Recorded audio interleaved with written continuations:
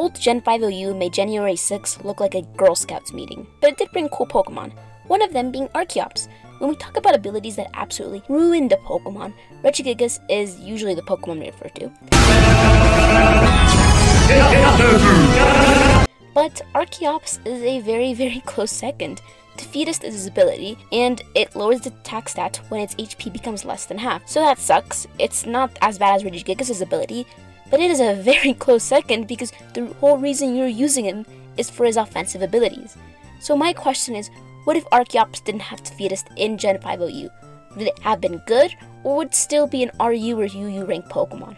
So number 1, what ability would Archeops even have if not Defeatist? Well, its pre-evolution does not have another ability that I can give it, so I just looked towards the next best thing, which was Caracosta. Caracosta is its official counterpart. I looked towards it because I wanted to give it a realistic ability, and I didn't know what else to give it. I'm not trying to fix Archeops, this is more of a Theorymon video. Caracosta has 3 abilities: Swift Swim, Solid Rock, and Sturdy. Now, obviously the ability that I wanted to give it was either Solid Rock, an ability that decreases super effective hits by 25%, which is kind of mid, but you know, the bar is kind of low, or Swift Swim, which would have been epic, but it doesn't seem like it would make much thematic sense, because as far as I know, there are no prehistoric birds who are aquatic. Never mind, actually, there's a bird called Pelagornithidae, is an aquatic prehistoric bird, but I doubt Nintendo would have still given him Swift Swim. Swift Swim Archeops new meta? Anyways, but given how popular rain teams are, that would have made for the most epic Falso Pokemon. But as we all know, like I said, it wouldn't happen. So Sturdy makes the more sense. It's not too overpowered, but there's a lot of glass cannon-like Pokemon that have Sturdy, like Ogerpon, Cornerstone, having it, or Sudowoodo, or Bastiodon. You know, the glass cannon Bastiodon with the huge defensive stats who's made to take multiple hits. Anyways, now I need to put my professor coat on and explain to you, to the modern Gen 9 plebs, the Gen 5 OU metagame. It's a great meta: coercion, debauchery, bribery.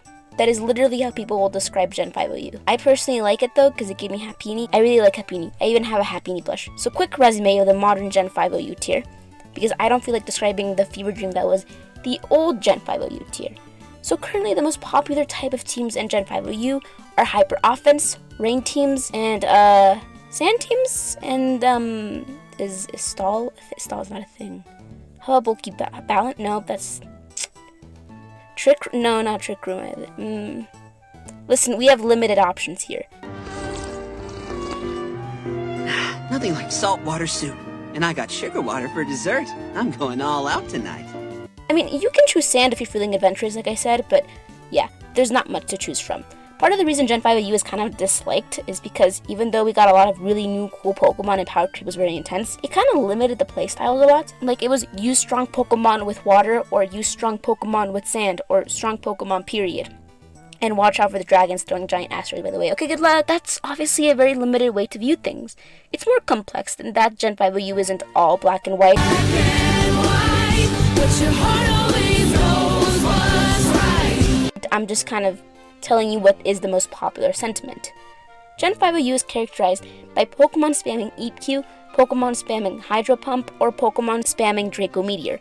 See, everyone hates Stall, but the minute a tier is super hyper offense oriented, everyone hates it. See, you guys just don't get it. Stall is necessary. There's bulky Pokemon, don't get me wrong, but even those are usually more offense oriented low-key. So Sand, Stall, and Stall Rain do exist, but they're not as popular as their offensive counterparts because 1, defense is for nerds, and second of all, weather teams have just always been offensively oriented. That is not unique to Generation 5 OU. So who are the most popular Pokemon in the format?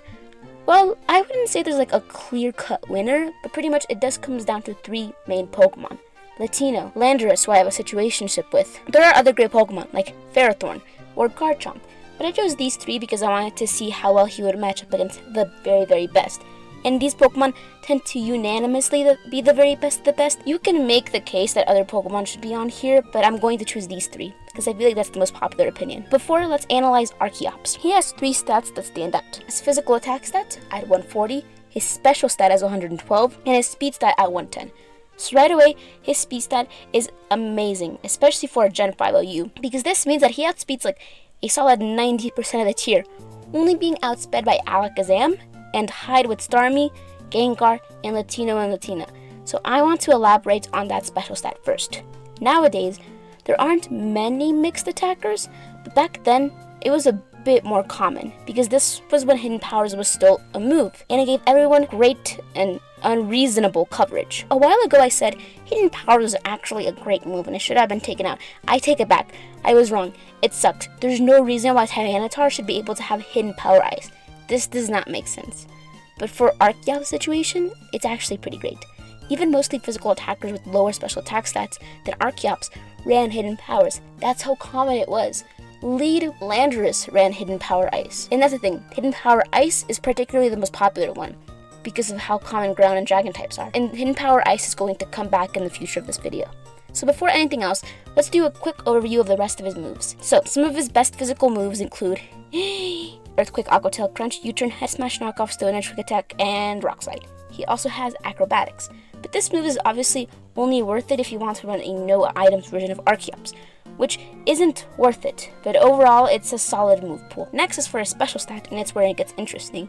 He has access to Dragon Pulse, Earth Power, Focus Blast, Heat Wave, and like I said, the Hidden Powers. This might seem kind of limited at first, but it's actually really impressive, having overall great coverage. And now for something a bit more interesting, his non-offensive move pool.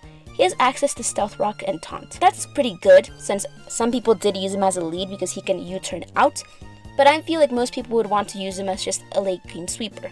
However, it's good to know that it's a possibility that you can use these moves if you want to. Variety is the best. What he is missing though is a good boosting move, and by that I mean either Swords Dance or Dragon Dance, which he doesn't have. The only boosting moves he actually has access to are Agility, Rock Polish, and Hone Claws. Not ideal, but the good news is that because his stats are so high, he's low-key pretty min-maxed. And it's not a huge problem that he doesn't have access to boosting moves, especially because a lot of players would choose either Choice Band or Choice Spec Set. Now we're going to compare how Archeops would do against Gen 5 OU Titans. There is obviously an infinite amount of sets that Archeops, Landorus, Latino, and Tyranitar can run. So I'm going to choose one common set that these Pokemon would usually run and compare them. So, Landorus and Archeops. Landorus runs a variety of sets, but the most common one is Scarf, being able to U-turn out on opposing leads and being able to outspeed non-scarfed Latios and Latios. Using the common Stone Edge that Lando uses, he could take out Archeops very easily, except two things. Archeops has sturdy in this scenario, and it also outspeeds much more importantly. I chose a naive nature Archeops so he could actually benefit from his other offensive stats, but HP Ice being fully able to OHKO him and even a Head Smash would do the trick. Keep in mind this is Choice Scarf, not Life Orb or Choice Band, so that's really impressive from Archeops, since Landorus, even when you are running a offensive version of him, is pretty bulky, so the fact that he can be taken out very easily by Archeops and outsped is impressive. That's not accounting for Intimidate, however. You would want to run a special attacking version of him, so you can use Hidden Power Ice. However, while Choice Scarf is the most common set, we can't ignore the bulky Lando sets, like a Rocky Helmet.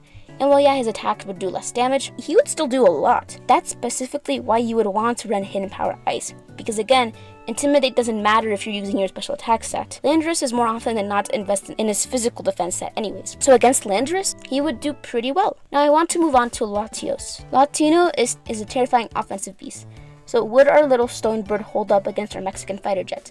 Well, here's the thing. They're evenly matched when it comes to speed. While him outspeeding would have been better, there's not much of anyone that can actually give the fighter jets a run for their money. Now, for this scenario, I would choose a timid nature Latios, because that's the most common thing that he runs, because they're all kind of basic, but okay, whatever. When it comes to both of them, it's actually very simple. They can OHKO each other with their respective moves. Pretty much anyone can OHKO Archeops because he's very frail. He is a glass cannon after all. The only way that he could tank any hit is if we give him sturdy, like I said, which I gave him because it's realistic. But the point of Archeops isn't to be able to tank anything, because Draco Meteor and Surf both take him out. However, Head Smash would also take Latios out. So it's more of a matter of who can outspeed who. It's a matter of their natures and what items they carry.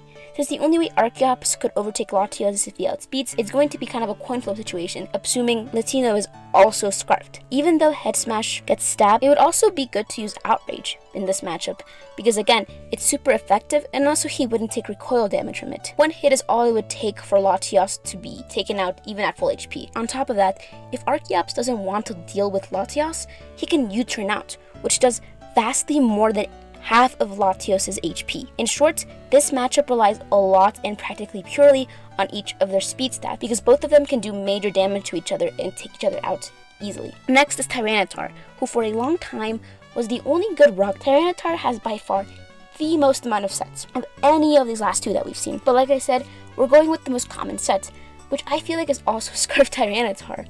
You might think that it's kind of redundant that I'm talking about Scarf for all of these Pokemon, but it is so incredibly common to see teams just full of Scarfed Pokemon.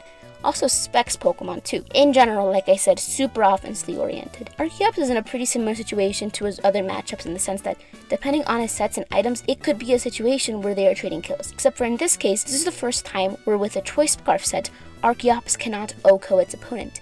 He would need to sacrifice his speed and go with a Choice Bandit set. However, T-Tar could very easily take him out with Stone Edge. That's really not much of an issue for him. However, he would actually need to land. While a Choice Bandit set on Archeops would make him able to deal with it very easily, in a tier where Choice Scarf Tyranitar is running rampant constantly in the offense band, you would want to spam Choice Scarf too. Overall, because of his access to moves like Focus Blast and Earthquake, Archeops could do major damage to him. But again, Tyranitar could as well. I know I'm not giving super straight answers for who is better and who would win, but again, that's because everything is so dependent on the sets, the items, the natures, the moves. I just wanted to show exactly if he even had a chance against them, because if a Pokemon cannot deal with any of the top mons in a tier, it's probably not going to be that good. It doesn't actually need to OHKO every single one, it just needs to show that it can hold its own and do decent damage. Overall, Archeops can hold its own against the Titans with the Gen 5 U tier. Now for the last bit. Although Archeops wouldn't have any weather-based abilities, it has access to U-turn, like I said, a generally very strong offensive moves that does a lot of damage to the common dragons of the tier. Now obviously it's a further Pokemon, it could benefit a lot from a Rapid Spinner, but he also is immune to spikes because of his flying typing. I think he would fit right in with other hyper offense teams because of his rock typing as well. He would also be unaffected of the common Sandstream spam of the tier, making him a good teammate to Pokemon like Tyranitar or Hippowdon, which are great because those Pokemon are very common, especially Tyranitar. So would he have been good in Gen 5 OU without Defeatist? Yeah, I think so. He wouldn't be able to really stick around for the long run because he's a glass cannon, but that's not something that really holds him back. Some Pokemon are going to be frail, that's fine. Not every Pokemon has to be bulky. Some Pokemon can be glass cannons, and that's definitely what he is. Given the fact that we didn't even explore more obscure sets that he could run, like Choice Spec sets as well, it's pretty impressive and obvious that he has a lot of potential. In another world, I think that Archeops could have been a great OU Pokemon.